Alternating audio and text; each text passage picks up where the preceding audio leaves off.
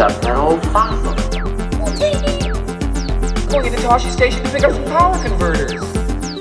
That's no move. We're all fine here now, thank you. How are you? Welcome to the Star Wars Nerds Podcast. I'm Dan Vanabonker. And I'm Kenton Larson. And we have yet another episode of The Mandalorian to break down, Kenton, and it was a good one. Oh, solid and exciting. I'll go out on a limb and say maybe one of the best episodes ever. Yeah, I was thinking that too after I watched it the second time, and I thought, yeah, it really is. Like, I don't want to start. We're only 2 episodes into the new season. I don't want to, blow my load too early here, but I thought maybe they were, because I thought it moved us along way faster than I was expecting. I was surprised at a lot of what happens in this episode because I didn't expect to be here yet. I thought we would be in the Lands of Mandalore, like episode 4 or 5, couple episodes to get there, kind of thing. So it did move a bit quickly for me, I thought. I was surprised that we got there so fast. There's also something in the episode that shouldn't work, but that I enjoyed very much. That in the end, it's a good example of something that in a script might look one way, but in the execution it looked another, and that there was a lot of trips back and forth places. Yeah. You know what I mean? And at first I was like, what? We're going there and we're coming back, and we're going there and we're coming back. But in the end, I didn't care because it was for compelling reasons. It was all very cute. It was the reason why. Right. There was something going on that made that less tedious than it would have been if it was something like me going to school and forgetting my gloves on the bus. You know what I mean? Going back, yes. Right. That's right. That would be far less compelling. Right. Have you got my gloves? All right, well, let's get right into it. So we start the episode on Tatooine, and our friend Amy Sedaris. I love that we jump right in. She's one of my favorite characters from this series, and she's having this argument with a Rodian about his speeder. And she's like arguing over parts and stuff like that. How long it's going to take? It's going to take 2 months. He doesn't want it to take that long. She's going to put a rush on it. But again, great to visit this character again. But I thought it was weird that, considering where they ended the last episode, I thought it was weird that they came to this. I felt like they could have swapped those two things out, and that the last episode would have ended a lot better. Do you know what I mean? Sorry. So I think. Now that I think about it, I think the reason why they didn't is because of all the back and forth that it would have been another back and forth in this back and forth episode. Because we ended the last episode where he visits Bo-Katan in her castle. She's alone on the throne. She's sulking, and then he takes off and leaves. And I guess the next place he goes to is Tatooine, because what's her name and what's her real name? I can't keep calling her Amy Sedaris. I have to start learning at some point. It's so funny because I was listening to podcast. Did he say it? Go ahead. I was listening to a podcast today where they named her character, and I kept thinking, who's that? Because I just will call her Amy Sedaris forever. It's Bunta Eve. Yeah, it's Bunta Eve, by the way, which turns out I'm still confused. Is it a holiday? Is it New Year's? Is it just Formula One? It's all in one, all of the above, Kenton. It's all those things because there's racing going on. We see racing. Land speeders, we see racing. Yeah, not even pod racing. Yeah. We see that she's pulling a scam on this guy. The Jawas, a little kind of a theft ring going on with the Jawas. They're going to charge him for his own parts to put back on. And then Mando stops by with Grogu, and I believe that he says Peli, P-E-L-I, Peli. Meadow or something, Pali. Yeah. So I'm just going to call her Peli. And they drop in. Amy. Okay, fine. Anyway. Peli Sedaris. So Din, I'm going to get his name right now. I'm going to try to get all the names right. Din and Grogu stop by to visit Peli, and he is looking for the IG-11 chip or whatever, the personality chip, or what does he call it? The memory chip. Memory thing. And it's honestly, I felt like they gave up on this way too easily. It's like, oh, okay, do we have the chip? She asked the Jawas, can you guys find one of these? Nope, can't get it. All right, can't get it. By the way, take this crappy astromech droid I've got lying around instead. It was a money-making scheme, just like the guy we saw before him. That's what I thought. I thought, you might be my friend, but you're still subject to the same BS that I pull on everybody. And in the end, you're taking some of my junk from me. And when I get you the piece you need, I've lied about how rare it is. And now is that right? That's what I thought. I take it to be like she's got a heart of gold. She truly loves Grogu and likes to see Mando, but all's fair in business, I think, with her. And I think that's why they showed us the Greedo, the Rhodian getting ripped off, was because it's like, this is how we do business around here. And then, by the way, the Jawas had little Mardi Gras beads on or something. So I'm not sure for Boonta eat. They probably just wanted to go out and party. That's right. They wanted to ask people to show them the breasts. That's how you get the beads, right? And something like that. In New Orleans, they were showing people their breasts. The Jawas were to get the beads. Okay. Well, quite possibly, though that was not part of the show. No. Just imagining what's going on in the background. So you think that she is going to get the part then? She actually is going to find it for her? We are going to see IG-11 at some point? I think we've established that that she can get stuff that other people can't get, that her Jawa connections can do the same thing. I think she offered Mando a droid. Like R5D4 is a defective droid, we know from Star Wars, and I think she sort of thought, well, it doesn't really matter if something happens to this one because it probably doesn't work so well anyway. And it's true, though, that Mando did accept it pretty quickly. He could have said, come on now, or he could have bargained maybe a little more than what he did. But in the end, we just want to see him fly out of there with the droid that Owen Lars turned down. And it's kind of fun, I think we're building a team. And then I think, I think it'll be a funny looking team when it all comes together. It's going to be fun. Yeah. Yeah. I thought, and she says, oh, come on now. Don't be a coward. He's clearly scared. R5 is clearly terrified to go on this mission.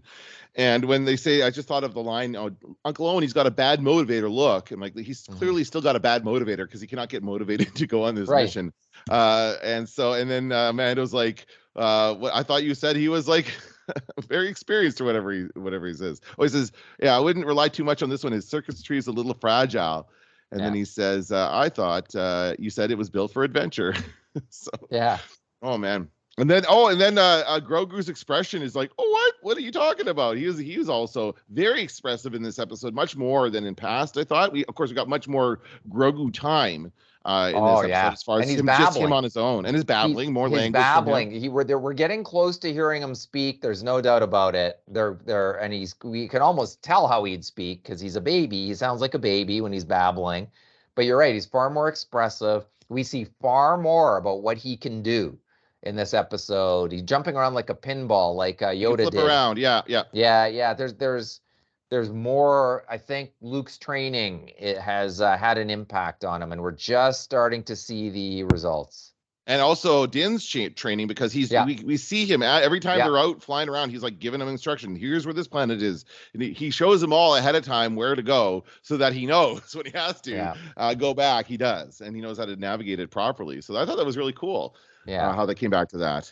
And then so they go to Mandalore, and they break through I guess all they have to do is break through the atmosphere, through some rough clouds, some rough storm clouds, and then they get through to what appears to be a okay planet, although it's crystallized, I guess, on the surface. They made a point of showing that. And then but then he's got to send R5 out for a atmosphere test. I wasn't sure about all this. Well, I mean, it looks like he probably could have done it himself by sealing his helmet, because he can do that. But it's droid work, Kenton. It's droid work. It's beneath him, I guess. Right. I think that's true. I guess that seems to be where we're going with it. But also, I guess if you don't have to go out in it and it's toxic, then you don't. Then you send a droid out. Why would you even take the chance? I think that's what it had more to do with. I think we're already seeing the consequences of his decision to not wait for IG-11. Yeah, right. Immediately after, of course, R5 goes off, and we see the little. He's like, "Oh, let's watch him on the scope." So he goes and watch him, and you see the little dot. The dot's going to disappear as soon as you see that setup. Like, that dot's going to go off the scope. He's gone. All right, now I got to go out and look for him, and so he has to go rescue him from these creatures that attack. Whatever they're called, and we find out later what they're called, but they're basically like trolls, like any kind of generic troll that you would see in a cave kind of situation. So it's somewhat familiar. And then as soon as that was over, I'm like, IG-11 could have taken those guys, no problem. That's what I thought. You should have waited, man. That would have been like no problem at all. They can't give us too much at once, that's for sure. And that'll be a plot point later, I think, in the season.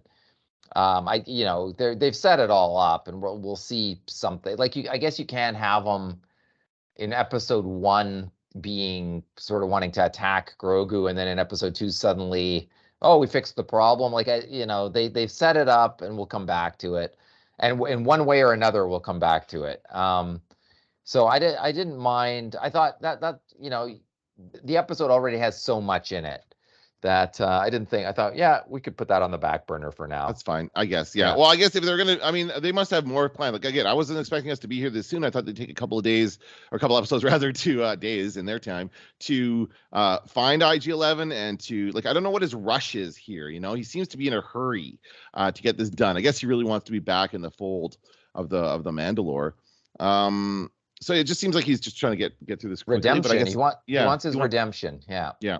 So they have more planned for after this. So we're here. He's in the mines of Mandalore. They're going down. We see Grogu. He's very mobile with his little pod. Like it's his little way, and he controls it. We see him actually controlling it himself.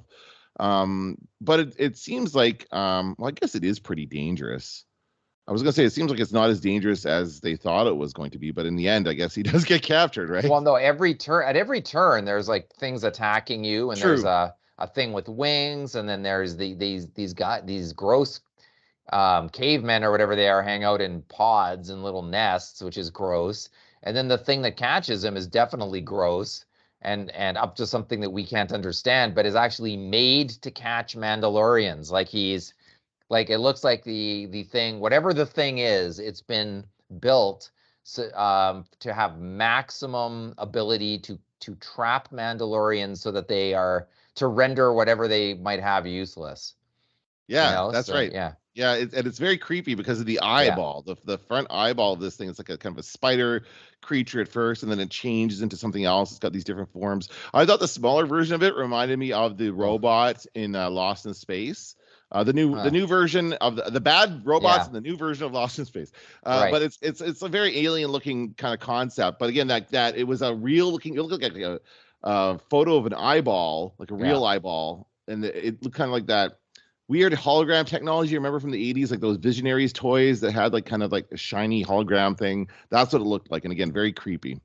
Yeah, very creepy, and also his little head can come off and like a gross cockroach. Yeah. And he wants to drain blood from Mando for reasons. Is it blood though? What is it? Or whatever. It looks like fluids. Some kind of thing. I don't know. It is so like gross. Fat.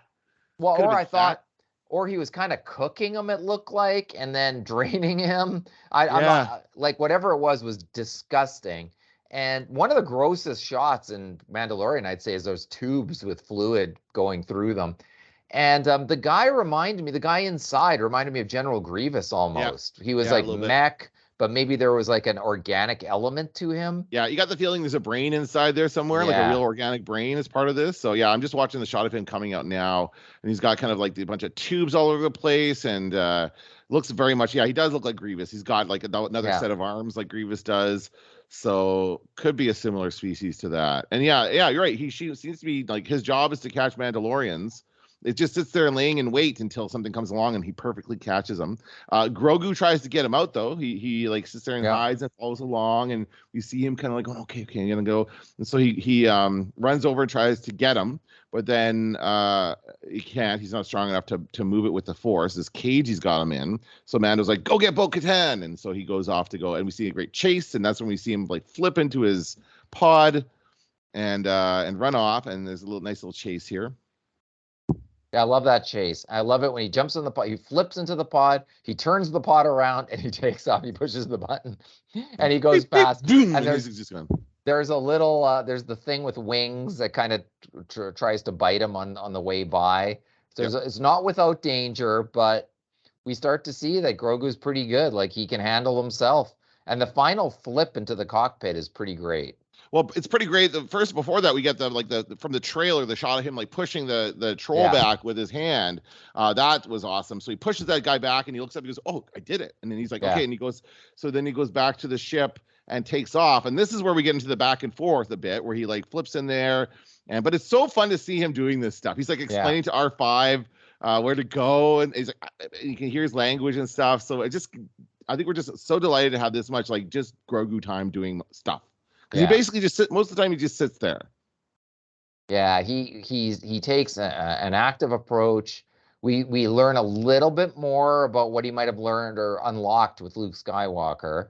We hear him babbling a little bit more. We see him jumping around. It's all great. I love that stuff. I can't get enough of it. And then when Mando said go see Bo-Katan, and so that's where he's going. That was an interesting choice too. And I thought what like this I thought this is going to be bad. This is going to be Bo-Katan. They show the Darksaber on the ground. And I thought to myself, Bo-Katan could just like take the opportunity to start brainwashing Grogu, could start to could take the Darksaber, not even help Mando. I thought there's many dark places that this show could go, and based on last week's episode, I was worried. I thought Grogu could be in trouble going to visit Bo-Katan until he arrives there. And then she's like, where is he? And he's like, he doesn't have to say anything. They're like, just download the astromech, find out where they were. And but yeah, as soon as he sees his cute little face, she can't stay mad. I have to say, though, I'm very happy to see Katie Sackhoff get this much screen time. I was not expecting this to be a main character like this, and for her to be along, presumably for the next few episodes anyway, at least the next one, is great because she has, like, after Battlestar Galactica, I think she went through a bit of a lull there where she couldn't get a lot of good roles or a lot of stuff. She's done a lot of crappy sci-fi movies in her time as an actress. So for her to get like this, all that was worth it to get like a premium Star Wars. Like this is her. This character come to life. She's doing a great job of it. Yeah, I think she kicks ass in this episode. She gets her mojo back. She has purpose, and so she gets her mojo back. Yeah, it's great. I did not see that coming. I really didn't, because last week you and I were saying she's all sullen. She's depressed. She doesn't want to leave the house. Like she's given up all hope, and suddenly she has purpose. She does not seem to bear any ill will to Mando once she goes to help Grogu. Like at that point, she's on board. This is her mission. And once again, I thought she might double cross Mando. I really thought it could happen. I thought she might be the villain of this series, but now I don't think she is. Well, he's proven her right, because she was always believed that Mandalore was livable, that the atmosphere was breathable, that people could live there, and that turns out to be the case. So I think she just was happy to be proven right. And I don't know if she wants to get the Darksaber or not. She uses it. She is really, really good with it. Clearly, way better than he is. He still fumbles with it when he's fighting off those guys. He's still having a hard time swinging it, and she has no problem at all. So she can use it. So I think she does ultimately is going to be the one who gets it, but I don't know how. Like she still has to fight him to get it, or somehow she has to get it through battle, right? So that has to be resolved somehow. But yeah, they go down to they come back. They go down to get him, and again we see him, her and Grogu descending into the depths of the mines, and she's talking about how great Mandalore was and how this was like she was the royal family. She's talking a lot in these scenes to him, right? There's a lot of I guess it's exposition, but it's entertaining. It's interesting because it's stuff we haven't learned, new stuff about Mandalore that we didn't know before. Yeah, and I thought in the trailer we had for this season, you hear her say, "Did you think your dad was the only Mandalorian?" And it sounds menacing in the trailer, but when she says it in the actual show, when she said it in episode 2, it came off as a lighthearted, "Hey, look, you just saw me do what you've seen Din Djarin do, and look, we're pretty talented. Hey," like it was good. I was worried that voiceover alone made me think that she was going to try to brainwash Grogu. She was going to try to get Grogu on her side, into thinking that the Mandalorian wasn't. But that would be so painful to watch that I'm glad they're not going down that path. Yeah, I mean, I think that. I know, it didn't even occur to me that she would betray him. I just kind of figured that as soon as she was proven right, she was on board. I don't know if she still wants to lead the Mandalorians or not. I think that she wants to see the Mandalorians reunited like he does. They both share that goal. She makes fun. Go ahead. Didn't she? I thought she said that last week it was toxic. Something like that, yeah. Yeah, she did. So wasn't it Din who thought that he could go there, but she thought he couldn't? Well, I don't know. She's like, tell her she was right. Like, that was like the message. She was right about something else. I don't remember. No, neither do I. Yeah. Okay. Because he does say to her expressly, "You were right about something," and I can't remember what it is. She was right. But anyway, so she's there now, and she is on board. Although she is still making fun of like the way he believes and stuff, and all that, right?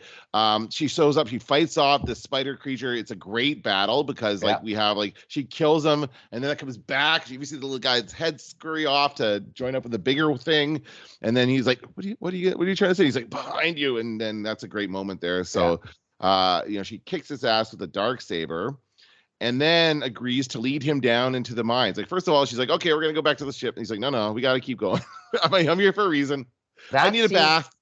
Are you watching this, by the way, while we talk? Yeah, I have it on there just so I can remind me of what to talk about. The scene where they're sitting there drinking their hot cocoa, whatever she called the soup, right? Yeah, lots of soup talk. And that's the scene where he says, "You were right." Can you find it there? Yeah, I have it here. You've never eaten pog soup? Yeah. Pog soup. I didn't know there was a thing.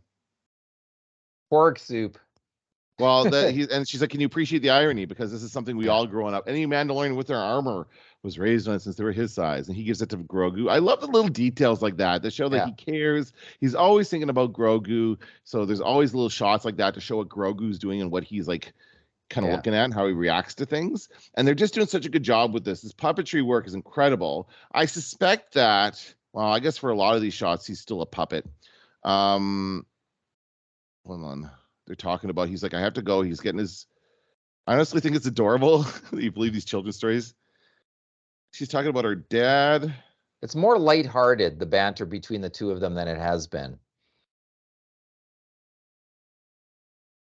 And I like also how she calls Mandalorian his dad. That's pretty nice too. Yeah. I don't know where that talk I thought it was there that he said, "You were right." Oh, yeah. Hold on. Here it is. Let me just... What does he say? It says, "How did you find me? You're a kid. Mandalore is not cursed." Oh, that's what right. she's right about. Was I? And she's look around. So that's what she would say. I mean, you take the curses to meaning like the atmosphere thing. That's what I took it to mean. Right? I think, but that's what he was right about. She was right about that, and he was right that you could go there. Because she said it's all poisonous anyway. You can't even look around. She said last week, something like that. Yeah. To that effect. So they were each right about something, which is good.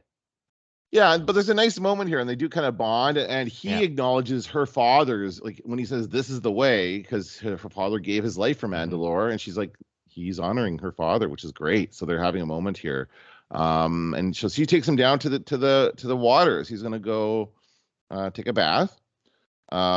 He's takes off. Well, he doesn't take off his armor, but he make sure his gun doesn't get wet and stuff like that. I was wondering how much he was going to strip down. Actually, I was also. When she reads the plaque to him. Yeah. And she reads it sarcastically. She reads it like, "This is where he tamed the mythosaur." Okay, I did it even more sarcastically, but she definitely doesn't believe it. And it's funny, she kind of puts on the air of doing it. And this continues the lighthearted kind of banter. It's almost like they can joke with each other about what each other believes. That it's not like a sticking point that they can't come to some kind of they can't oversee. And when she reads it, I just thought, yep, it's one more thing that she doesn't believe. I never thought in a million years where this was actually going. I really didn't. Did you think so? No, I didn't. No. But I mean, that's kind of what they're doing such a good job of telling the story. So he does. Well, I'll tell you this. I wasn't a fan of the name Mythosaur. I think that's a little bit like Sleazebagano. What's his name? Elon Sleazebagano. Like, that's the worst. Come on. Well, Mythosaur, like it's a mythical beast. It's like this made me think of that kind of stuff. So that wasn't great. But, I was surprised now I'm confused about what actually happened here. He goes into the water. He's saying his creed and he disappears. Does he fall off a cliff or does he get pulled? I think at first I thought he got pulled like Luke in the trash compactor, but I don't think so. I think he has no jetpack. His armor weighs a ton. The Beskar weighs a ton. He did not realize that there's a drop off the step. And probably there probably was a step there at some point, and he's walking down the step. There's a drop off and down he goes. and she doesn't even hesitate. Right after him. Yeah, and she And has a jetpack, so she can yeah, navigate through the water, and but she has to turn off her light to find him, because she can't really see where he is, and she finds him. there's no indication that there's a beast trying to hurt him down there, or we don't see anything like that. It's possible that something pulled him down. We just don't see it though. There's nothing. We don't have any evidence that that's what's happened. Yeah, I think your explanation makes more sense to me. I just wasn't sure because it just Yeah. the way it happened, and the fact that he was like so far away, it seemed like where's he going? And then we see, Yeah. of course, that there is a beast down there. The mythosaur is real. It's the and I like that. I mean, I like that it's the thing that we see, the crest, the Mandalorian crest. Yeah. This is where it comes from. So this is cool that we get to see that. We just see it kind of open its eyes as she goes up and doesn't attack them or anything like that, but it's just like, hey, I'm here. And they get up to the surface, and I love that Bo-Katan, she's got her mask on and she's huffing and puffing, and there's water going everywhere. But you still know she's knocked on her ass, basically. She's amazed by what she's just seen. And now it's like, okay, is she gonna ride the mythosaur? Is Mandalorian gonna ride the mythosaur? Are we gonna see Mandalorian on a mythosaur and Boba Fett on a Rancor running around town? Well, we have a reference. Like she did. What's her name? Pelly did reference Boba Fett earlier. She's like, "You gonna take him on?" And he didn't answer. He didn't answer the question. So maybe we will see Boba Fett in a future episode. I'd like to check in and see how he's doing. Right? Oh, I think we will. I think he will show up to assist in some mission of some kind. Or as I said, I do think the Mandalorian is forming a team. It's quite a team. It'll be an interesting looking gang. Like him and Bo-Katan and Grogu and Cobb Vanth and Pelly and R5D4 and who? There's a bunch. Oh, and Carl Weathers and oh my God! Like you start going down the list of who he can get on his team, and like talk about an amazing collection. And IG-11. Did I say IG-11 and IG-11? No, so and Bill Burr as well. Like Bill Burr. Oh my God. There's a lot of great characters they can bring back. Yeah, it's true. And you know what? The purpose of okay, go ahead. It's a money shot. And I'm not sure that we would get that in the TV series. That might be good enough for a movie. Well, or it could lead into a movie, maybe. Is that because but the question is, what do they do once they assemble a team? He has now done what he has set out to. He's bathed in the waters. He's redeemed himself. So he could go back to his cult and say, hey, I'm okay to be back now. I promise I won't take off my helmet again. Although he's probably going to do it again. But that's it. He's achieved his mission. Or they're going to stay there, investigate what the hell is under the water and figure that stuff out. Well, I don't know what you do to get that giant dinosaur out of the water. What you do to communicate with it, or is that the one that's been tamed? Is that a different one? What might they use it to do? I mean, it's can you rebuild Mandalore in the way that it looks, like that incredible scene, like flying in through the clouds and just seeing it all devastated. I believe that the next episode will start with them right where we left them, probably not too later. I don't think it'll start and Mando will be running down the street on a mythosaur. I think, and like you fill in the blanks or whatever. I don't think so. I think there's more, and it actually occurred to me there could be some Mandalorians who are holding out in there somewhere. True. Yes. If there's any, I mean, if there are all these cults and all these different, people are scattered. There's probably another even crazier cult somewhere. That's what I would like to see, is some kind of evil, like bad guy. We don't have anything like that yet in this show. Like what's his name is off in Moff Gideon is off in jail. The Empire has been talked about in the past tense. Like this is the horrible thing the Empire did, but what are they doing now? What have you done for me lately? I don't know. I mean, they're not really after Grogu anymore. So we need some kind of it. I would love to see, some kind of like an offshoot Mandalorian cult that's bad, that is going to be fighting Bo-Katan for the throne of Mandalore. And I guess with the goal of ultimately reuniting everybody on that planet. Now they know the atmosphere is breathable, they can rebuild and have their civilization once again on Mandalore. Yeah. Right. Yeah. I just think how they go about that and what they show next week. Is any? Oh, I saw something today. There's a new trailer out for next week with a few new shots in it, but nothing. Shots from other angles that we've seen, including the Dr. Pershing, is that his name? Showing that the cloning guy. And once again, like the trailer, like, okay, 3 new shots or something, but there's nothing that's going. I don't think there was anything in there. Did you find it? No, I'm not looking that up. Okay.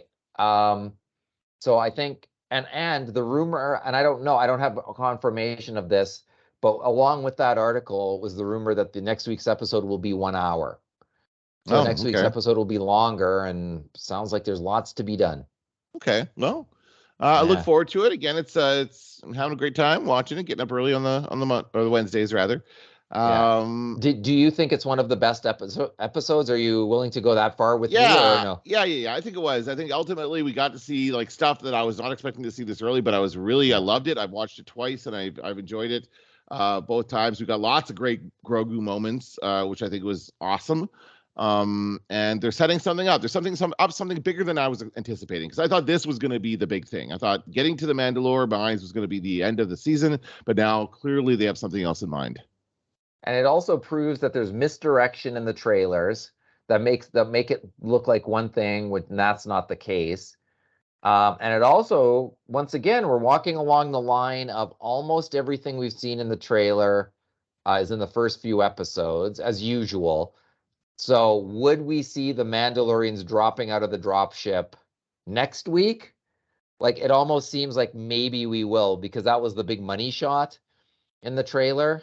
And that's possible. Oh, and I guess we actually did get one villain, the fish face, the Swamp Thing villain. Oh God, yeah. I don't know. He just seemed like a little kind of off to the side guy. Didn't seem like a main villain to me. You know, I think that might be the villain for the Jude Law series, the one where there's a group of kids and they hijack. I can't remember what the name of that Star Wars is. Yeah, they're doing one with Jude Law. They announced it the last thing. It's so dumb that I can't think of it. Hang on, I think I need to Google this part. Just give me a second here. No worries. I don't know what this is. Jude Law. Yeah, they're making one with him, and it's a Disney Plus series, Skeleton Crew. Huh. And it's about a group. Some kids steal a spacecraft, and I'm not sure how Jude Law fits into things, but the more I thought about it. So and I think they even said it's like Stranger Things for Star Wars. Like it's a show for like that age group. And I just kept thinking like that pirate we saw, the pirate style guy, that's probably a good villain for that age, right? Sure, yeah. So maybe they've introduced this guy. Maybe he's more comical than dangerous or something. That's certainly what I got from him, but whatever. Yeah. And so maybe it wouldn't surprise me if that ends up being a villain for a show like that. It just seems like it. He seemed almost like a kiddie villain. Yeah, curse you. I agree. My seaweed face says curse you. A little bit. Right. Yeah, that's true. Yeah. We'll see. I mean, we'll see what happens with it. Yeah, now I don't really have any predictions. I don't know where they're going to go from here. So I think, will we see the Mythosaur in the next episode in all its glory? No, I mean, maybe not next episode. No? I think we will see it in all its glory, but maybe they're teasing it for a couple episodes. But again, I'm not sure. Okay, but one thing I can predict, or will attempt to predict, are the Oscars, Kenton. Before we go today, I want to do our Oscar picks. We have the Oscars this weekend, and I've certainly not seen all the Best Picture nominees. But I thought, let's just pick the top 6. Just keep it simple. And that is supporting actor and actress, actor and actress, and then Best Picture, Best Director. Does that sound cool? Is there anything else you want to include in there? No, you'll give me the nominations? Yeah. Okay. I'm going to start with Best Supporting Actor. The nominations are Brendan Gleeson for The Banshees of Inisherin, Judd Hirsch for The Fabelmans, Ke Huy Quan for Everything Everywhere All at Once, Brian Tyree Henry for Causeway, and Barry Keoghan for The Banshees of Inisherin. Think of Everything Everywhere All at Once.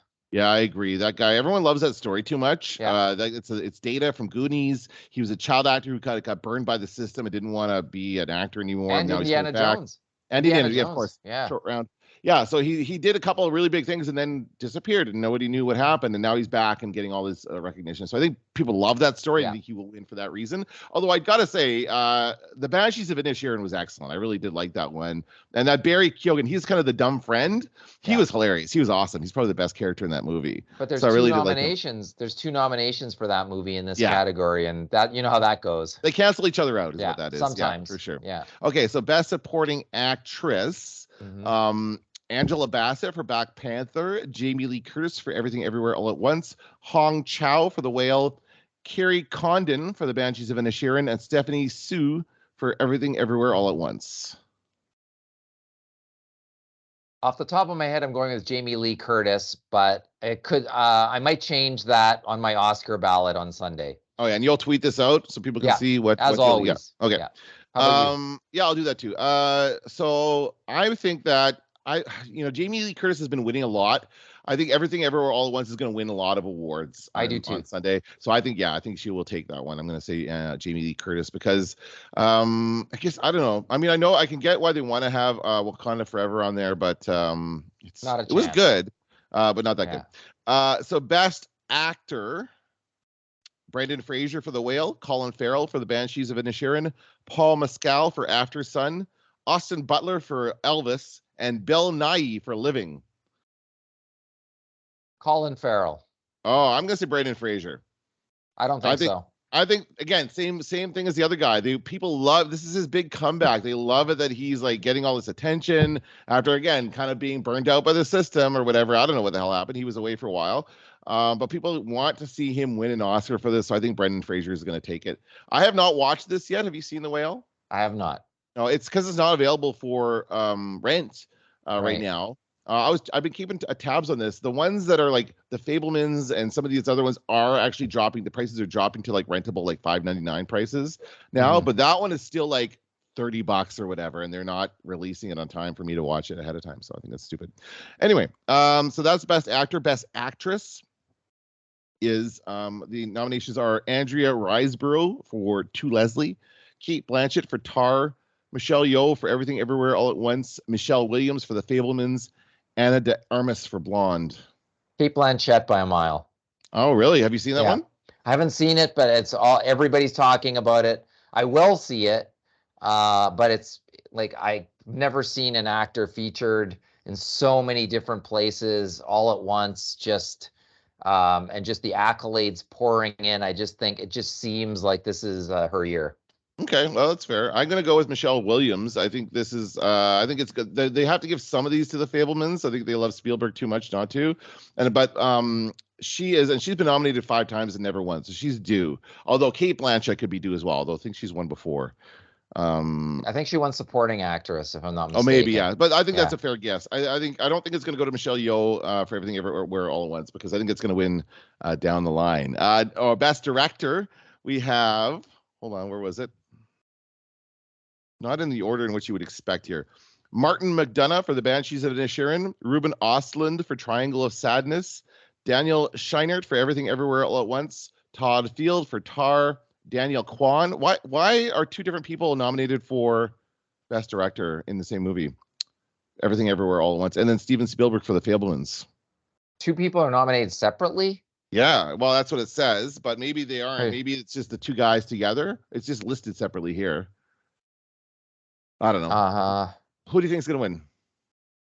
Who do you think? You go first on this one. I don't know. I think they're going to give it to Spielberg. I think they want Spielberg to win. They want to give him one more Oscar. And this is like, it's about making movies. It's his story. They want to honor him. So I think Spielberg's going to get this one. I don't think so. I think it's possible. I don't think so, though. I'm going to say, oh my goodness, this is tough. Now, I need to know if the nominee, like, I'm going to say everything everywhere all at once, but I don't know. I got to look into how that nomination works. I think it's because it's everything else has got 5 nominees. This has 6. So I think those 2 guys are nominated together. It was 2 people who directed that film. So Daniel Kwan and Daniel Scheinert, a pair of Daniels. Like, I can always get behind a pair of Daniels. But I think that actually, I already said Spielberg is going to win this one. As we said, oh no, I guess they're not canceling each other out. That's your concern, is that they're going to cancel each other out? No, I think that. Well, not voting for two people doing something that everyone's nominated for by themselves, by definition, reduces the value of what it is they've done in voters' minds. That's my only concern. I don't see that going to Spielberg. I think Spielberg's done a billion great movies that weren't nominated, and so they never give. They did the same thing for Scorsese. They never gave him the movies, the stuff for the one he deserved. Right? They gave it to him for. I just don't see Fabelmans does not seem to have a groundswell behind it in the same way Everything Everywhere does. Okay, well, I definitely agree with that sentiment, but I just think like they're going to have to give him something. I think at least they'll give John Williams for best score or something like that. Like it will win some Oscars. And I do think I'm just going to go with Spielberg because that's my gut. Okay, best picture. There are 10 nominees. I've not seen all of them. Top Gun Maverick, Everything Everywhere All at Once, Triangle of Sadness, All Quiet on the Western Front, Elvis, Women Talking, The Banshees, The Fabelmans, Avatar, and Tar. I think I've seen 6 or 7 of them. I'm actually pretty good on them this year. But three of them. I've only seen 3 of them. But I'm going to see The Fabelmans right away. I probably watch that tonight. So who are you saying? I'm going to say the Everything Everywhere All at Once is going to win. That's the one that everyone loves so much because of everything. I got to say that I like that this is a film that was released earlier in the year. Like it came out like February or something like that. And it made a big deal back then. And people are still remembering it at this time of year because it almost never happens that way. All the Oscar nominees coming out at the end of the year. So I like that this movie has kept us some momentum going. And I do think that everyone wants to see that. Everyone wants to see Everything Everywhere All at Once win. Yeah, I think there's a big groundswell. It's not my favorite movie, I have to say. No, it was fine, but I was not like moved to tears or anything. No, and I thought in some ways it was repetitive. In some ways, it beat you into not caring about the movie by the end. Like I cared a great deal for the first half hour, and my caring for what was going on became reduced as the film went on. And I really did think it could have been a shorter film and a better film. But once again, I think you're right that the groundswell is there. I think it could win, but I'm going to go with a spoiler here. And I'm going to say All Quiet on the Western Front is like the Academy loves war movies. It is a great movie. I watched it and I thought, this is Oscar bait. Like, and of course it is.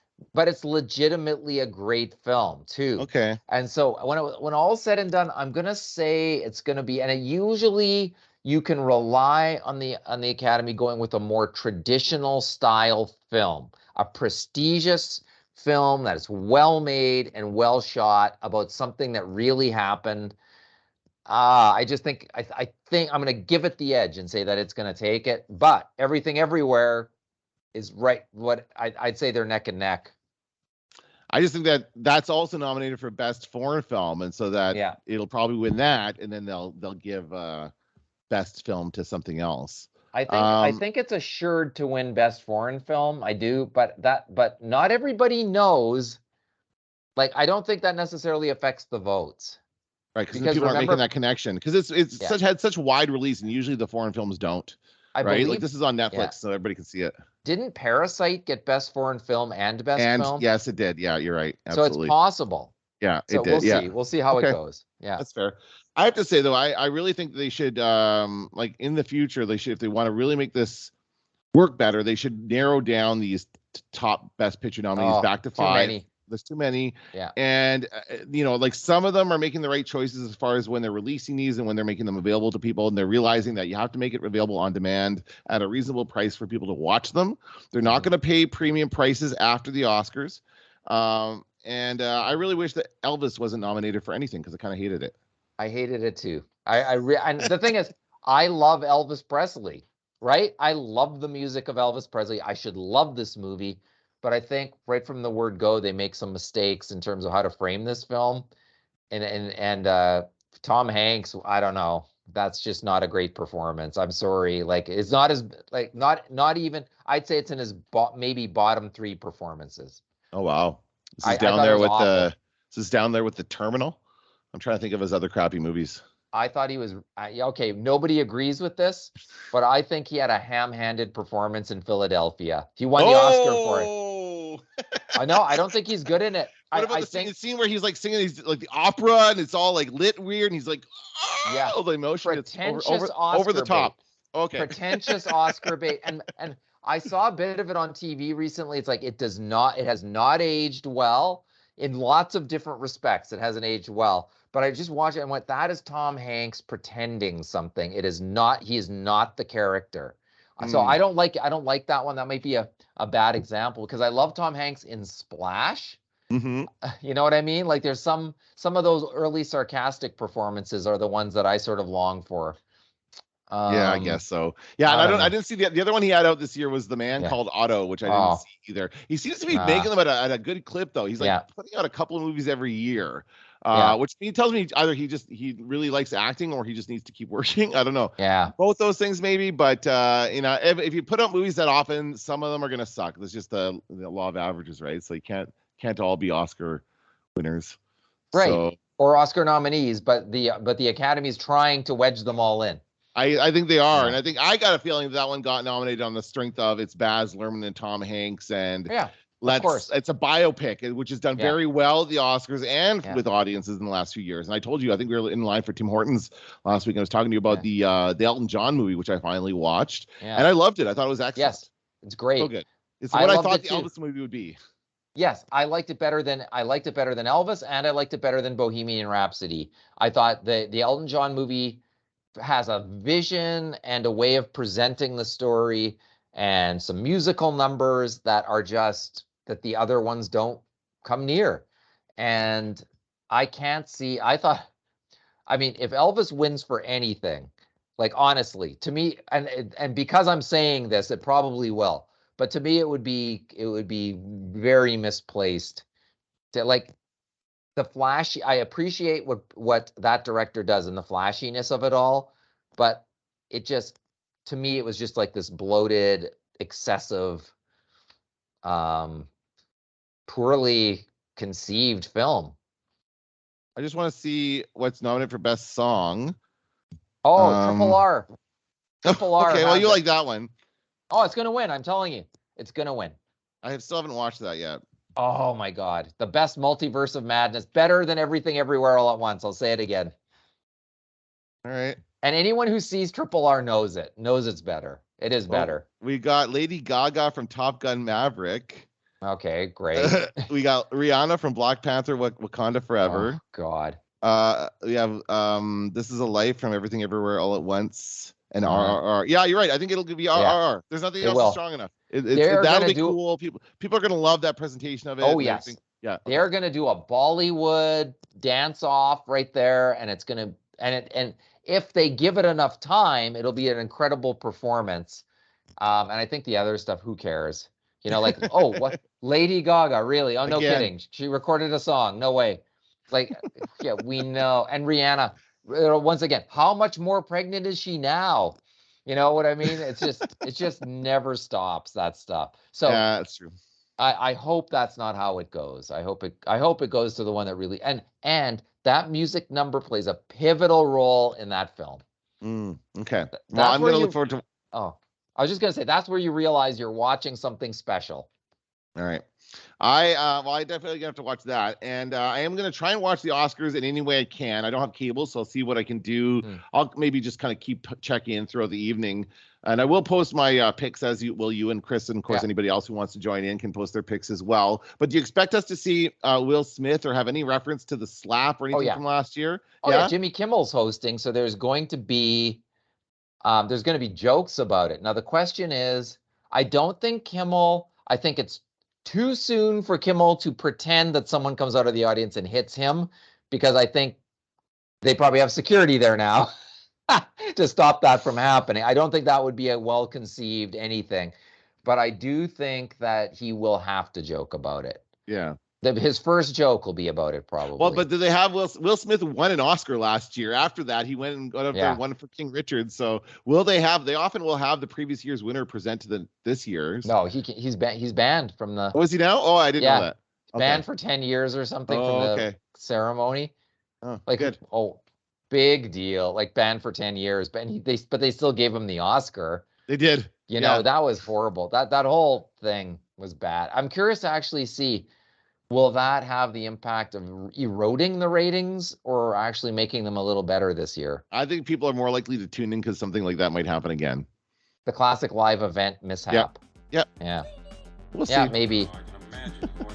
All right, it'll be a fun evening, and we, of course, will be watching it. Until next week, that's going to do it for this episode of the Star Wars Nerds. I'm Dan Vadabunker. I'm Kenton Larson. Don't let the Force hit you in the ass. Power converters.